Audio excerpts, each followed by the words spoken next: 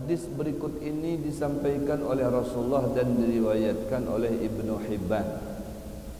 Ujar Rasul sallallahu alaihi wasallam, "As-sakha'u syajaratun tanbutu fil jannati fala yalijul jannata illa sakhiyun wal bukhlu syajaratun tanbutu fin nari fala yalijun nara illa bakhilun." Artinya murah hati atau dermawan, murah hati atau dermawan, atau K7 membantu orang, K7 berderma, K7 berbagi, itu merupakan satu pohon kayu yang tumbuh di dalam syurga. Maka tiada masuk syurga itu melainkan orang yang murah hati. Kalau kita menggarisbawahi dari hadis ini, di mana apabila kita bersedekah, berinfak, berbagi terhadap sesama, maka kita sudah menanam pohon di dalam surga, yang apabila pohon sudah tertanam di surga, maka yang menanamnya itu akan terumpat masuk ke dalam surga. Kadang mungkin salah alamat, ya, tidak ada alamat palsu di sana itu, kecuali di dunia. Jadi alamatnya bujur. Kalau sudah pohon yang kita tanam di dunia akan tumbuh di surga, ya, maka yang menanamnya itu dia akan, ya, terumpat ke dalam surga itu. Jadi kalau sudah yakin ada tanaman di dalam surga, atau ada pohon, atau ada batang pohon di dalam surga, hasil daripada tanaman kita seorang, maka yakinlah kita akan masuk ke dalam surga itu, karena dinyatakan tidak ada yang masuk surga melainkan bagi orang yang murah hati. Murah hati itu hati K7 memerintahkan kepada seluruh anggotanya untuk berbuat baik, untuk selalu menghimungi orang. Maka orang yang selalu menghimungi orang itu, dia akan selalu dihimungi oleh Allah Subhanahu wa taala. Ujar Nabi sallallahu alaihi wasallam dalam hadis yang lain, "Ahabbul a'mal ila Allah idkhalus surur ala qalbil mu'min." Amalan gawian yang paling baik, yang paling dikatujui, yang paling disukai oleh Allah itu adalah idkhalus surur, menghimungi hati orang dengan cara apa saja yang baik, ya, yang halal, dengan catatan orang yang dibantu itu himung dengan sebab kita. Entah itu membantu orang yang mempunyai hutang, atau yang sedang kesusahan, atau dan lain sebagainya. Ini amalan yang dikatujui oleh Allah. Kalau sudah Allah katuju dengan amalan tersebut, kadang mungkinlah Allah akan menjerumuskan kita. Pasti Allah akan membimbing kita, menggiring kita sampai masuk ke dalam surganya yang memang sudah Allah persiapkan sagan kita.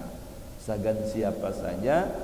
Bagi orang yang selalu mempunyai hati pemurah, hati K7 berderma, hati K7 berbuat baik, hati K7 berinfak, hati K7 bersedekah. Maka bab sedekah ini luar biasa. Bukan hanya kawa memancing harta, bukan hanya kawa membendung murka Allah, bukan hanya kawa menolak bala, akan tetapi juga sedekah itu bisa menjadi penyebab ajal kita tertunda. Ajal kita ini bisa tertunda dengan sebab sedekah. Betul gampang. Jadi kalau pian hendak panjang umur itu, banyaki sedekah. Panjang umur pian, insyaallah. Ulun rancak kisahkan di sini, di mana salah satu pengikut Nabi Musa alaihi salam ada yang sangat mucil sekali. Mucil itu nakal, ya, nakal sekali. Sampai-sampai satu kampungan itu benci dengan orang itu, dan kada menerima nasihat orang, kada mau nurut juga dipadahi orang, apalagi yang setara dengannya, yang lebih senior dari inya saja kada menghiraninya. Sampai pada akhirnya sekampungan itu lapor kepada Nabi Musa tentang kenakalannya atau kemucilannya, meminta Nabi Musa agar mendoakan dia mati. Hanya saja ditolak sama Nabi Musa, karena kada mungkinlah seorang nabi, seorang kepala, seorang ketua, seorang pemimpin mendoakan pengikutnya itu mati, kada mungkin. Kalau mendoakan pengikutnya sejahtera, mendoakan pengikutnya selamatan, memang seperti itu tugasnya. Ya, kalau ada kepala mendoakan bawahannya mati, binasa, hancur, nah ini berarti bermasalah kepalanya. Ditolak oleh Nabi Allah Musa, maka masyarakat sekampungan itu istighosah. Dia memohon langsung kepada Allah tanpa pelantaran nabinya. Maka doanya itu diijabah oleh Allah, dikabulkan oleh Allah. Pada esok harinya, si orang mucil tadi atau si orang nakal tadi pas tulak ke hutan, nah di pertengahan jalan didatangi seorang pengemis. Dia betul-betul mohon agar dibantu, karena inya berkisah sampai beberapa hari ini belum mendapatkan asupan makanan, sangat lapar, menjadi orang kelaparan. Maka ujar si orang mucil tadi, aku kada kawa memberi apa-apa, aku seorang hanya berisi satu keping roti, ini diberi bini, kalau nya ikam hendak kita bagi seorang sepotong. Maka dibagi dua lah roti tadi, si pengemis potong, dia sepotong, bagi dua bagian. Sudah lupa ada si mucil tadi. Begitu tong-tong mengambil kayu bakar, mengumpulkan kayu bakar di hutan, balik ke kampung, maka di kampung ramai orang melihat si orang mucil itu seakan membawa ular gonol, kobra, king kobra dibawa bersamaan dengan kayu bakar tadi. Takutan, berpujiakan orang-orang di kampung, ya, dengan ular yang gonol tadi itu, hendak matuk si mucil tadi itu. Tapi seakan tertahan dia, tak bisa tembus. Ajib. Sampai kata orang-orang kampung itu,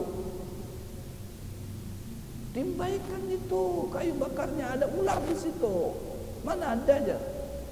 Itu ularnya gono, timbai aja.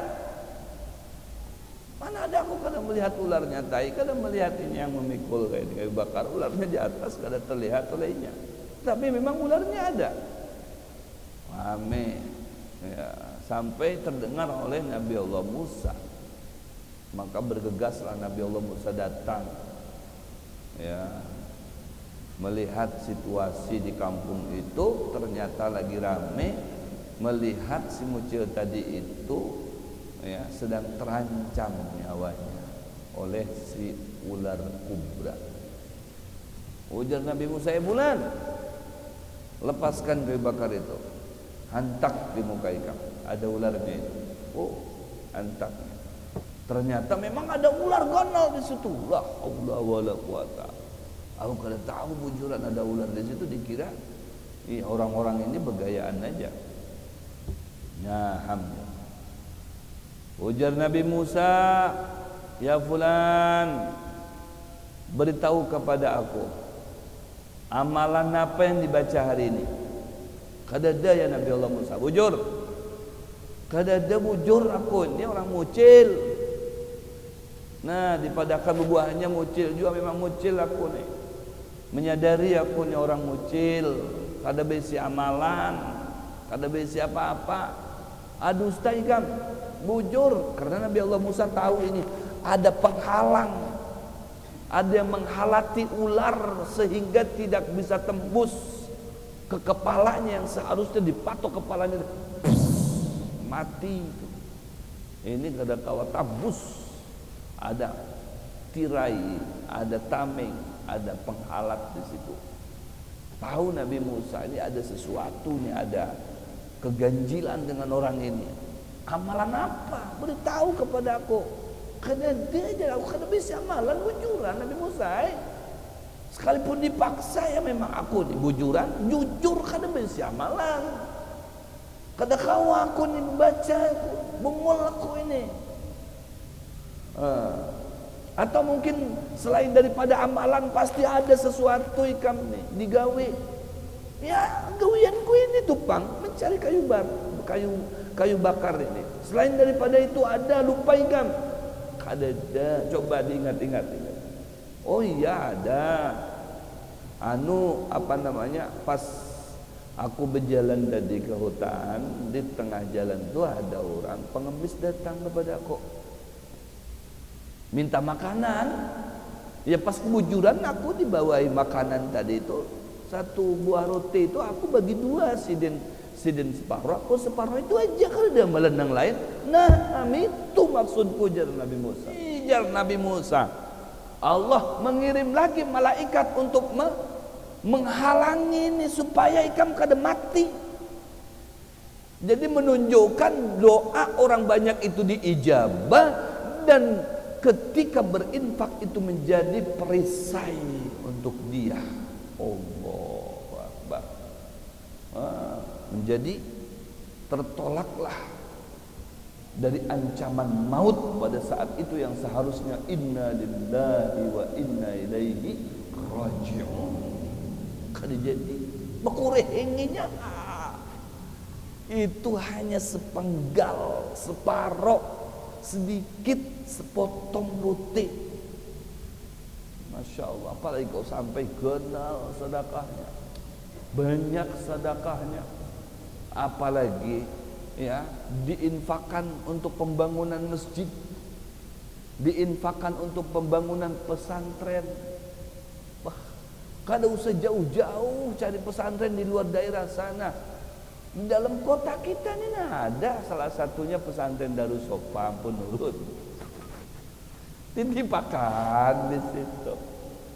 Nah, titipakan beb, titip ulun titip harta dengan pian di pesantren pian. Titip.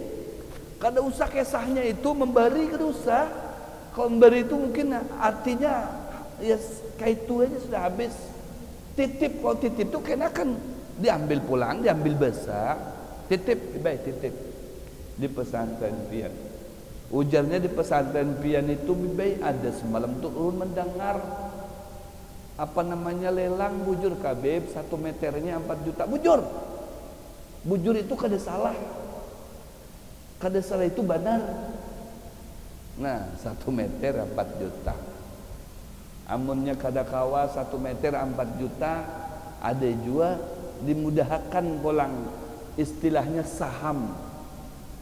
Ya, menanam saham, kan ada menanam saham di PT Batubara Sejahtera, berarti bagian pembatubaraan. Ini bertijarah dengan Allah. Ini kalau kita menanam saham di dunia perniagaan dunia sesama orang ahli dunia, bisa ada kolabnya, bisa ada ruginya, ya. Tapi kalau sudah dengan Allah Subhanahu wa taala, tijaratan lan tabur, ya, berniaga yang tidak mengenal rugi, berhujungan terus sampai kitanya sudah mati pun, nah hujungannya terus mengalir lawan kita. Ada tertanam saham di sana.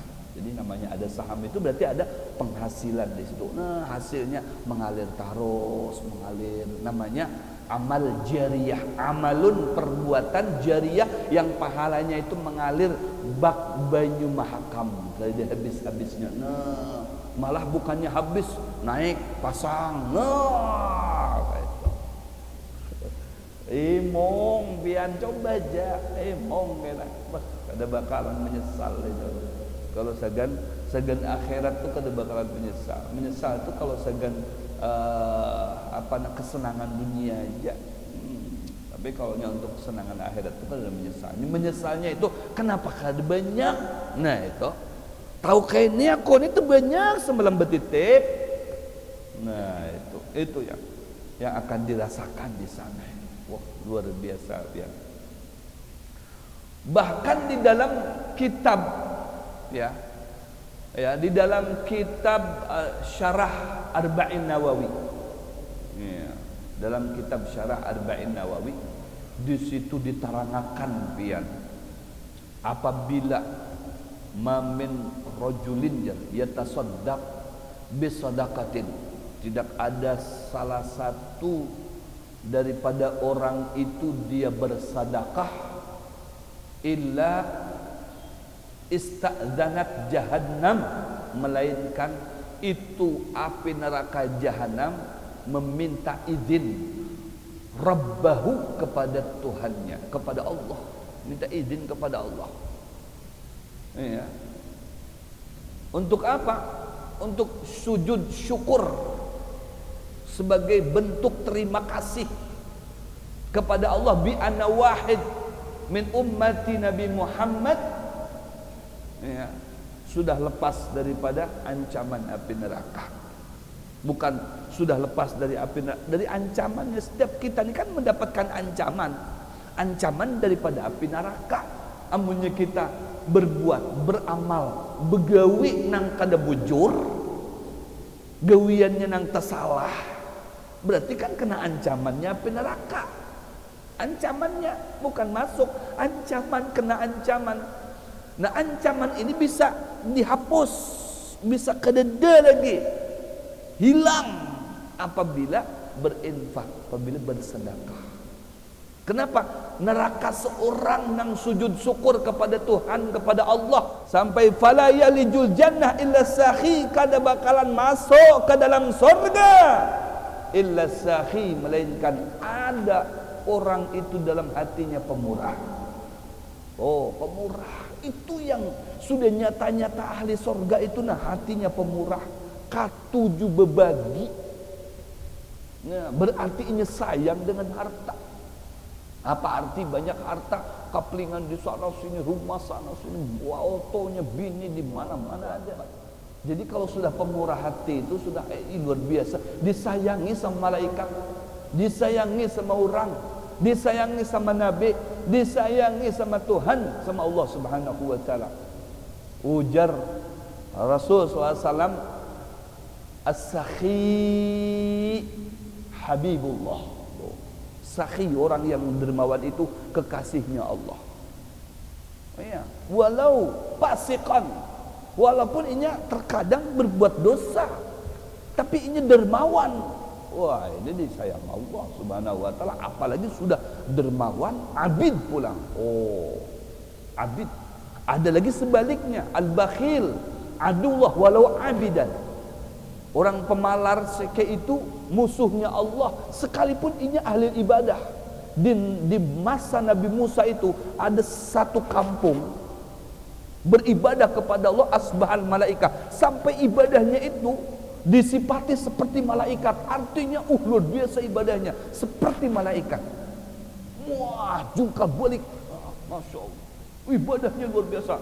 Pasti orang melihatnya geleng-geleng kepala. Masya Allah, masya Allah, ibadahnya luar biasa. Tapi sebuting, nah ini sebuting. Aduh, masalah benar tuh. Jadi sebuting sifat ini lah, kada peduli dengan dihiganya, dengan orang di mukanya, orang di belakangnya, kada mau perhatian dengan orang yang kada mampu, kada menghirani orang di sekitarnya. Nah, masing-masingnya sorangan-sorangan ibadah aja, tapi sosialnya kada ada, dihancurkan oleh Allah. Sekampungan dihancurkan oleh Allah Subhanahu wa taala. Coba bayangkan ya, dihancurkan oleh Allah. Dibinasakan oleh Allah karena gara-gara nakenya. Allahu Akbar. Ya, tapi umat Nabi itu kada denang kayak itu tuh umat Nabi itu. Umat Rasulullah itu kada denang kayak itu. Kalau untuk kebaikan itu, sami'na wa ata'na, kami mendengar, kami siap untuk merealisasikannya ya Rasulullah. Itu harapnya umat Nabi Muhammad sallallahu alaihi wasallam.